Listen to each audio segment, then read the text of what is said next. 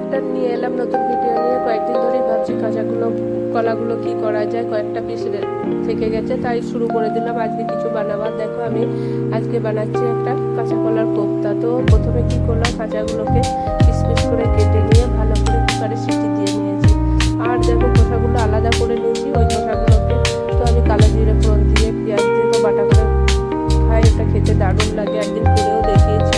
তো আলাদা করে নিয়েছি। এবার কাঁচা কলাগুলোকে ভালো করে দেখো হাত দিয়ে ম্যাশ করে নিয়েছি। করে নেওয়ার পর ওর মধ্যে দিয়েছি বেসন, একটু খাবার সোডা দিয়েছি আর হলুদ দিয়েছি, লবণ গুঁড়ো দিয়েছি, তোমরা দিলে দিতে পারো। আর একটু লবণ দিয়ে ভালো করে মাখিয়ে নিয়ে এবার গোল গোল করে পকোড়ার আকারে আমি ভেজে নেবো। তার মধ্যে একটা কথা বলি, দেখো আমার কড়াইটা দেখে মনে হচ্ছে কত কালো, কত মানে নোংরা, কিন্তু সত্যি করে এই কড়াইটা একদম নতুন যাবে। তো প্রথম থেকেই কেনার পর থেকে এটা একটু এরকম, এটা না একটু পাতলা কিন্তু রান্না হয় খুব ভালো। আর একটু তেল বেশি গরম হলে এটা এরকম হয়ে যায়। তাই তোমাদেরকে জানিয়ে দিলাম, তোমরা আবার কিছু ভেবে বসো না। এবার দেখো বড়াগুলো একটা একটা করে সমস্ত কিছু ভেজে দেবো খুব লাল লাল করে, একটু চৌকট করে। আর এই বড়াটা তোমরা যদি শুধুও খাও দেখবে খুব ভালো লাগবে। তবে পেঁয়াজ তোমরা দিয়েও বানাতে পারো, তাহলেও কিন্তু খুব ভালো লাগে। আমি এরকম করে সমস্ত বড়াগুলো দেখো একটা করে ভেজে দেবো।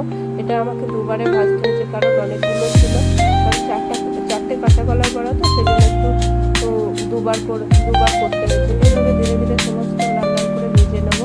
আর একদিকে দেখো সাইডে আমি না কিছুটা মশলা পিষে রেখেছি। মশলাটা পিষে রেখেছি আদা পেঁয়াজ রসুন বাটা আর টমেটো দিয়ে পিষে রেখেছি। আর ওইটা না আমি না তোমাদেরকে দেখাতে ভুলে গেছি, কারণ যখন মশলাটা দিয়ে আলুটা কষাবো তখন আমার মনে পড়লো যে আরে আমি তো মশলাটা দেখাতেই ভুলে গেছি। যাই হোক তোমাদেরকে বলে দিলাম, আমি ওর মধ্যে আদা পেঁয়াজ রসুন দিয়েছি আর টমেটো দিয়ে পিষে রেখেছি।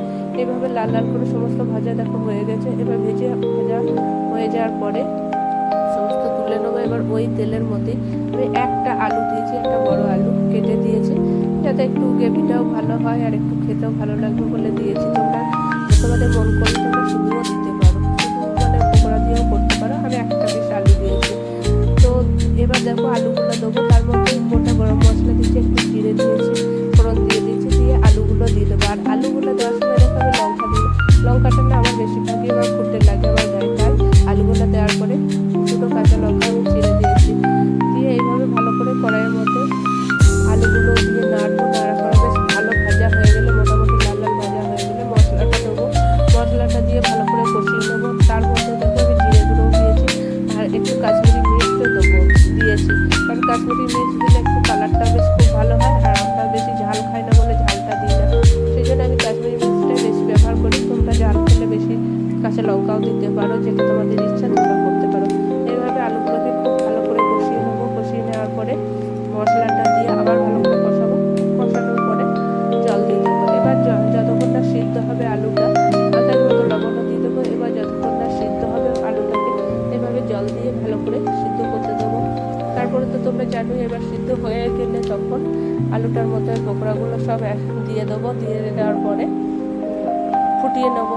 এবার এইভাবে দেখো আমি করতে থাকবো। আর কয়েকটা আমি বড়া তুলেও নিয়েছি। আমার মেয়ে আবার শুধু এটার আবার ওই যে কোপ্তাটা বানায় ওটা খায় না, ও শুধু খায় বলে আমি কয়েকটা পকোড়া তুলেও নিয়েছি। এইভাবে দেখো কষানো হয়ে গেলে এবার জল দিয়ে দেবো। জল দিয়ে গেলে ফুটে গেলেই তো হয়ে গেল সমস্ত কিছু রান্না। এবার তারপরে একটু হলুদ দিয়ে দিচ্ছি আর একটু কালার আসার জন্য দেখো কাশ্মীরি মির্চও দিয়ে দিলাম। এইভাবে নাড়াচাড়া করার পরে এবার জল দিয়ে ফুটিয়ে নেবো। তারপরে নামাবার আগে একটু গরম মশলা ও ঘি দিয়ে দেবো, তাহলে আরও সুন্দর হবে। এবার অনেকে তোমরা যারা নিরামিষ খেতে চাও তারা নিরামিষও বানাতে পারো। আর আমি তো পেঁয়াজ রসুন দিয়ে বানিয়েছি, তোমাদের যেটা ইচ্ছা সেটাই করতে পারো। নিরামিষেও খুব ভালো লাগবে। তার মধ্যে একটু গরম মশলা ঘি দিয়ে বেশি ভালো করে করতে হবে, তাহলে আরও ভালো লাগবে। এইভাবে তোমরা একবার বানিয়ে খেয়ে দেখো, দারুণ লাগবে। যারা জানো বানাও, তাদেরকে তো আর বলার কিছু নয়। আর যারা জানো না তারা একবার বানিয়ে খেয়ে দেখো, খুব ভালো লাগবে। আর তোমাদের যদি ভালো লাগে আমার রেসিপিটা একটু লাইক কমেন্টস করে দিও। আর যদি তোমরা আমার ইউটিউব থেকে দেখো, পেজটাকে একটু সাবস্ক্রাইব, মানে আমার ইউটিউব চ্যানেলটাকে একটু সাবস্ক্রাইব করে দিও। আর এফবি থেকে দেখলে পেজটাকে একটু ফলো করে দিও। কেমন লাগলো তোমরা অবশ্যই জানিও। এইভাবে তোমরা একবার বানিয়ে খেয়ে দেখো, আশা করি তোমাদের খুব ভালো লাগবে। আমি এইভাবেই বানাই। আর আবার কোনো দিন আসবো নেক্সট কোনো নতুন ভিডিও নিয়ে। ততক্ষণের জন্য টাটা বাই বাই। আর দেখো সব ফুটে যাবে, কালারটা দেখো কত সুন্দর এসছে। এবার তো সব দিয়ে দেবো, ব্যাস তারপরে নামিয়ে নেবো। তোমরা এইভাবে করো। ততক্ষণের জন্য টাটা, বাই বাই।